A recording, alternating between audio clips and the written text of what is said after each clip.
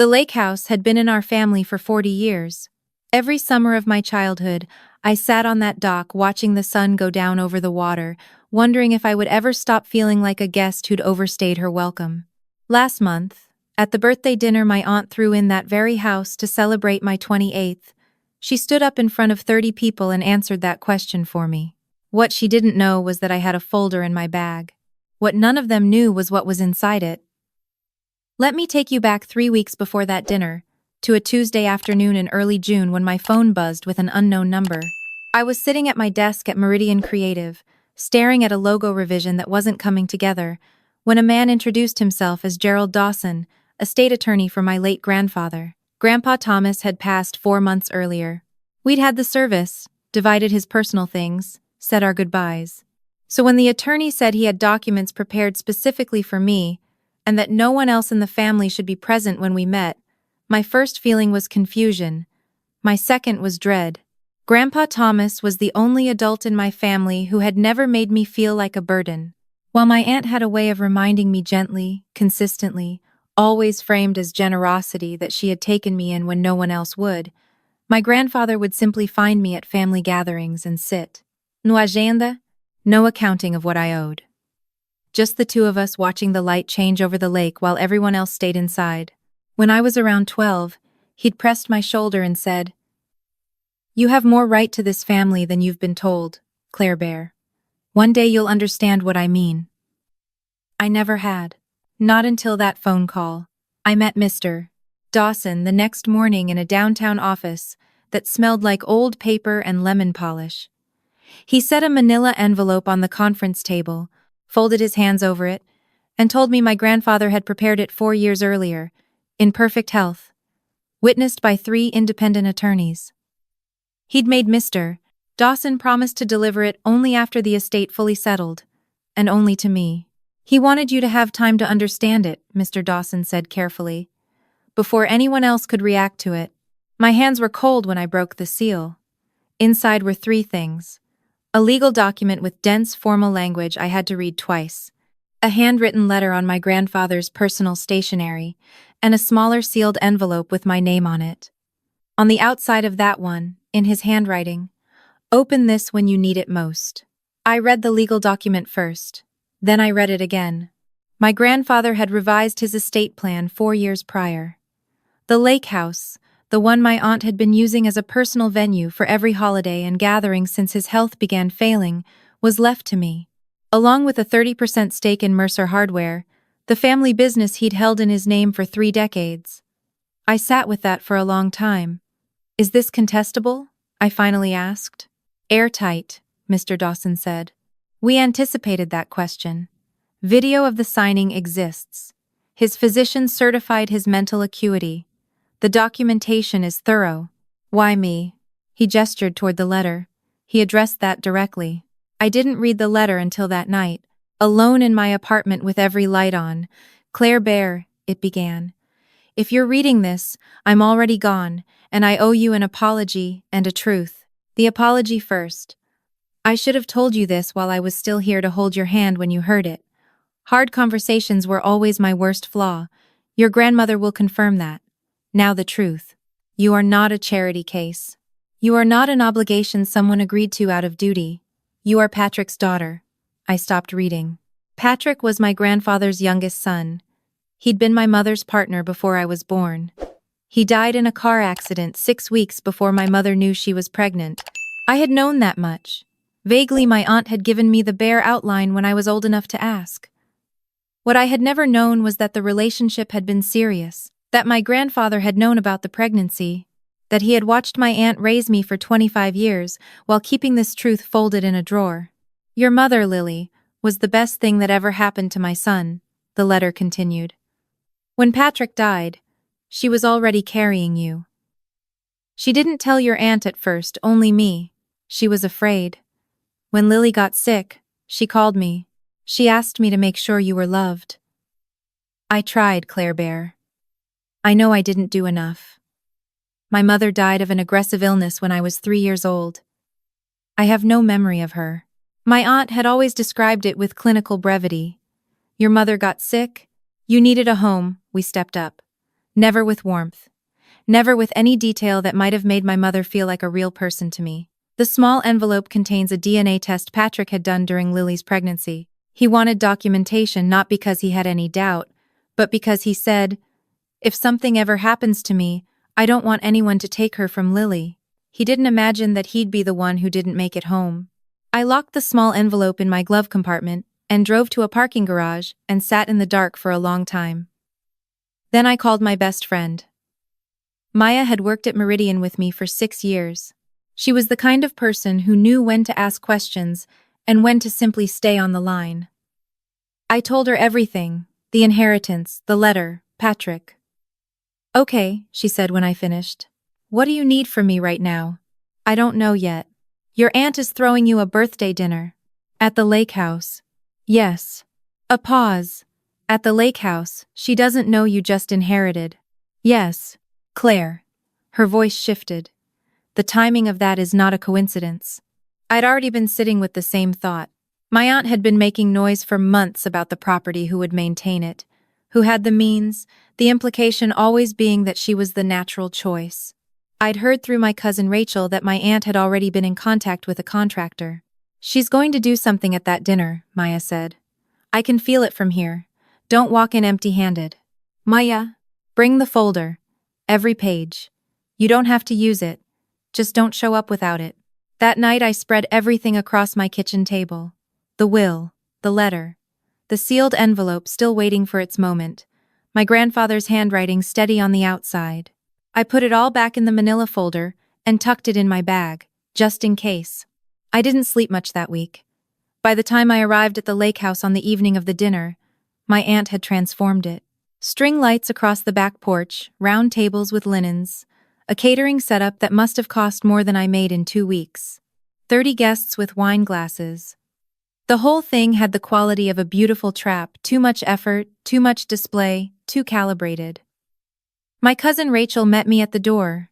We'd grown up in the same house with the complicated closeness of sisters who weren't actually sisters, and her smile that evening was a half-second too short. "Mom has a speech prepared," she said. The way she said speech made something tighten in my chest. Grandma Ruth found me next, took both my hands, and squeezed hard. She was 81 with eyes that caught everything. "I'm glad you're here," she said quietly. "Whatever happens tonight, your grandfather would be proud of you." I looked at her. "What do you mean, whatever happens?" But Uncle Bill was already steering her toward a table, and the moment closed. I spent dinner being pleasant. I talked to people I barely knew, answered questions about my work, laughed when the timing called for it. The food was good. The view of the lake at sunset was the same one I'd watched my entire childhood. I thought about my grandfather on this same dock, the weight of his hand on my shoulder, the thing he'd said I would one day understand. I understood now. Then my aunt stood up. She tapped her glass, smoothed her dress, and smiled at the room the way she always did when she'd rehearsed something. "I want to say a few words about our birthday girl." Her voice carried easily across the porch. 28 years. Can you believe it? Applause. I pressed my napkin flat against my lap. Claire has been part of this family since she was just a little thing. Something in her tone was warm on the surface and cold underneath, the way ice looks like glass until you step on it. 3 years old, barely able to tie her shoes, and we said yes, without hesitation. A pause, deliberate, because that's what family does. Nods around the table. Uncle Bill studied his wine glass. "Raising a child who isn't your own has its challenges," she continued. "But Bill and I made a choice and we've never regretted it." Her eyes moved to me, and the warmth in them went out like a light being switched off. "Claire knows how much she owes this family. I think we all know it." The air on the porch changed. I heard Grandma Ruth make a small sound beside me. Across the table, Rachel had gone very still. "I want to be honest tonight," my aunt said, "because I believe honesty is a gift, especially at a birthday." She clasped her hands together at the podium like someone who'd practiced the gesture. "Claire was not our biological child. She was placed with us because there was no one else. Her mother was gone. Her father..." A small, practiced shrug. "We never really knew who he was, did we? We took her in because it was the right thing to do. And I believe she's turned out reasonably well, given the circumstances. 30 people went completely quiet. I heard the phrase reasonably well, given the circumstances, and felt something settle in my chest. Not pain, not anymore, but something colder and clearer, like the moment before you make a decision you've been circling for years. She had planned this. This precise, documented, audience-witnessed diminishment, dressed as honesty, delivered on my birthday, in a house she believed was about to become hers. I looked at Uncle Bill. He was looking at the table. I looked at Rachel. Her jaw was tight. She was not laughing.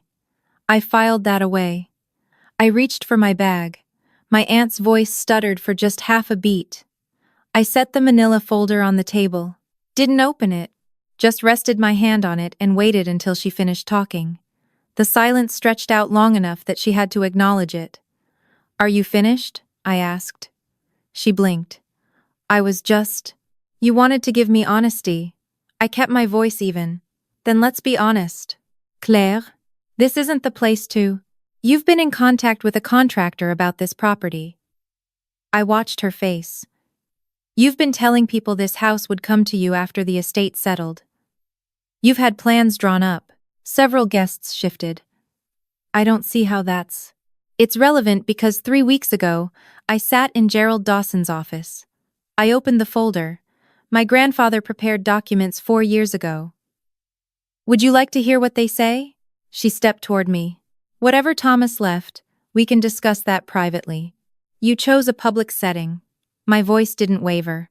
"You just told 30 people I was a child placed here because there was no one else, that my father was unknown, that I turned out reasonably well given the circumstances. So let's finish the conversation." Grandma Ruth had her hand over her mouth. Uncle Bill had finally looked up. "This," I said, lifting the first document, "is a revised estate plan, notarized, witnessed by 3 independent attorneys. My grandfather left the lake house to me. I set it where the people nearest me could read it. The property you've been planning to renovate, it's mine." A wave of sound moved through the porch. "That's impossible," my aunt said. "Thomas would never. He also left me a 30% stake in Mercer Hardware." I set down the second page, which, combined with Grandma Ruth's shares, is a controlling interest in the business. Her face had gone the color of old chalk. But that's not even the most significant part. I picked up the letter. "My grandfather wrote this by hand. He wanted me to know something your family has known for 25 years and chosen not to tell me." She made a sound that wasn't a word. I read aloud. "You are Patrick's daughter. You have always been Patrick's daughter." The porch erupted. Overlapping voices, someone scraping back a chair, a woman near the back saying "Patrick?" loudly enough that several people turned. I looked up. Patrick Mercer was my grandfather's youngest son. He was my mother's partner. He was killed in an accident 6 weeks before my mother knew she was carrying me. I looked at my aunt steadily. "You knew." She opened her mouth. "You knew who my father was. You knew my grandfather knew. You raised me in this family for 25 years and let me believe my father was simply unknown. You said it tonight like it was just a fact of nature." My voice stayed level. "My mother's name was Lily. She fought a serious illness alone, and she asked my grandfather to make sure I was loved. Those are not the details of a charity case. You don't understand how complicated. I understand it very clearly." I reached for the sealed envelope, the one I hadn't opened until this moment. "There's one more thing my grandfather left me." The porch had gone so quiet I could hear the water moving against the dock. I broke the seal. 2 items inside. A DNA test dated 27 years ago, the paper soft with age, and a photograph faded, slightly bent of a young man with his arms around a laughing woman, both of them squinting into the sun on this very dock. I turned the photograph over. In my grandfather's handwriting, Patrick and Lily, summer before everything changed. My parents, standing where I was standing right now. I held the photograph for a moment and let myself feel the full weight of it. Then Grandma Ruth stood up. She was small and 81, and her voice did not shake once. "I want to say something." Every head turned. I knew about Claire's parents from the beginning. Thomas told me when Lily was pregnant. When Lily passed, we wanted Claire here. We always wanted her here. Her eyes moved to my aunt with an expression I had never seen on her face, something old and quiet and finished. We trusted you to raise her knowing the truth. That was our mistake. My aunt looked like the ground had shifted under her feet. Patrick was our son, Grandma Ruth continued. Claire is our granddaughter. She was never placed with you because there was no one else. She was placed with you because we believed you would love her. Her voice broke on that last word and she steadied it. She has more right to this property than anyone who married into this family, and decided that made them the center of it. The shift in the room was something I felt in my chest. My aunt turned to Uncle Bill. Her voice went small and desperate. Bill, say something. He set down his wine glass. He looked at his wife for a long moment. Then he looked at me. Thomas talked to me before he died, he said. His voice was quiet and rough at the edges. He told me what he was leaving you. Asked me if I thought it was right. Uncle Bill's throat worked. I told him yes. Because it is. He looked at his hands. You're Patrick's daughter. You should have known that your whole life. I'm sorry, Claire. It wasn't enough. It would take a long time before anything would be enough. But it was something real, and I wasn't going to dismiss it. My aunt stood at the head of the table with nowhere left to go. The performance, the generous woman who had quietly borne the burden of raising an unwanted child, dropped away, and what was underneath was smaller than I'd expected. Tired. Afraid. Just someone who had wanted something that wasn't hers, and had spent years building a story that justified the wanting. She picked up her purse. She walked off the porch without a word, and the screen door swung shut behind her. I let out a breath that felt like it had been building for 28 years. If you've made it this far, if something in this has touched a nerve you recognized, I want to hear from you. Drop à comment. Tell me if you've ever been made to feel like a guest in a space you had every right to occupy. I read every single one. The party didn't end when she left. That surprised me. People didn't scatter or go politely distant. Something loosened instead. Grandma Ruth stayed in her chair by the railing and I sat beside her, and she told me about Patrick, how he could draw anything from memory, how he'd once rebuilt an engine at 16 just to see if he could, how he'd cried in his parents' driveway when my mother told him she was pregnant. He knew for 6 weeks that he was going to be a father, she said. In those 6 weeks, he talked about nothing else. He had names picked out. He had plans. She held my hand. He loved you before he ever got to meet you. Uncle Bill came and stood near us without sitting, like he hadn't decided yet whether he'd earned a chair. After a while, he said he had photographs Patrick and Lily together, ones my grandfather had kept. If I wanted them. I want them, I said. He nodded and walked away. Rachel found me as the evening was winding down. She looked wrung out, and I could see she'd been crying at some point, carefully cleaned up. She sat down and didn't say anything for a while. I didn't know about Patrick, she said finally. I need you to know that. About who your father actually was. She picked at a thread on her sleeve. I knew Mom had a speech. I knew something was planned. I should have warned you. And I didn't. No, I said. You should have. She flinched. I know. Why are you telling me this now? Because I watched you stand up tonight, and not fall apart. Her voice went rough. And I realized I've been staying quiet my entire life because it was easier. That's not who I want to be. I thought about being 12 and waking from nightmares, and Rachel getting up to make me a bowl of cereal at 2 a.m. without making a thing of it. People are never only one thing. That had always been true. The door isn't closed, I told her. But you'll have to earn your way back through it.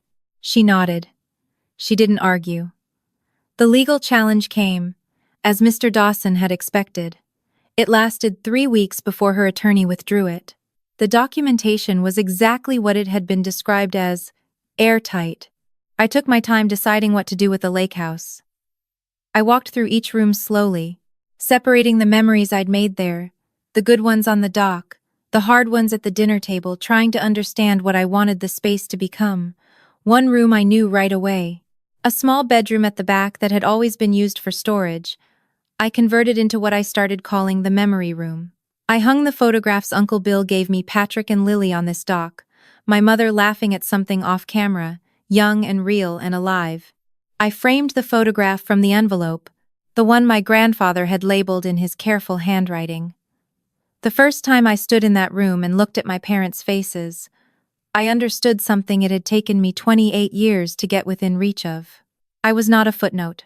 I was not an arrangement made out of pity or convenience or simple lack of better options. I was a person two people had planned for and loved before I ever drew a breath. That fact had existed my entire life. It had just been kept from me. I started the Patrick and Lily Mercer Creative Grant the following spring. Enough to fund one design student per year from a low-income background who otherwise wouldn't have access to professional mentorship. My firm partnered with a local arts nonprofit to administer it. The first recipient was a 20-year-old named Jordan, who had grown up in the foster system and could build a visual identity out of nothing but instinct and nerve. At the first ceremony, he found me afterward and asked if I had always known I wanted to do this kind of work. No, I said. I spent a long time not being sure I was allowed to want things. He frowned. What changed? I thought about the dock in late light, my grandfather's hand on my shoulder, the folder sitting in my bag on a summer evening when someone expected me to crumble. I found out I was allowed to take up space, I said. Turns out I always was. I just didn't have the proof yet. 3 months later, I sat on the dock as the sun went down, the way I had every summer of my life. The water was still. Inside the house, Grandma Ruth was making tea and humming something I couldn't quite name. I thought about what I had lost. The version of myself who had been apologizing for existing since before she could articulate why, the years of bending and adjusting and making herself smaller and quieter and less of a thing to deal with, all in service of an acceptance that was never going to come. I thought about what I had found. My grandfather's faith in me, saved and sealed and handed over at exactly the right moment. A grandmother who stood up without being asked. A friend who told me not to walk in empty-handed. Parents I never got to know but who had loved me with everything they had in the weeks they knew I was coming. I pulled out my phone and typed a note. The way I'd started doing whenever something felt important enough to keep. Things I know for certain. You do not need permission to belong somewhere you have always belonged. The people who worked hardest to make you feel small were afraid of what you would do if you ever knew your own size. Understanding why someone hurt you is not the same as excusing them. But it does mean you can stop blaming yourself for surviving it. Build something that honors where you came from. Someone is waiting for it. I saved the note and put my phone away. The lake had gone silver in the last of the light. The house behind me was warm and lit and quiet in the way that good things are quiet. I was finally home. If this story stayed with you, if you've ever had to stand up in a room that expected you to fold, if you've ever found out that what you were told about yourself simply wasn't true, leave a comment. Share whatever piece of this felt like yours. These stories matter because you matter, and you always have. Subscribe if you want to keep hearing them. Not for any other reason than this. If you're still here, you probably understand what it costs to finally tell the truth, and I think that's worth showing up for. See you in the next one.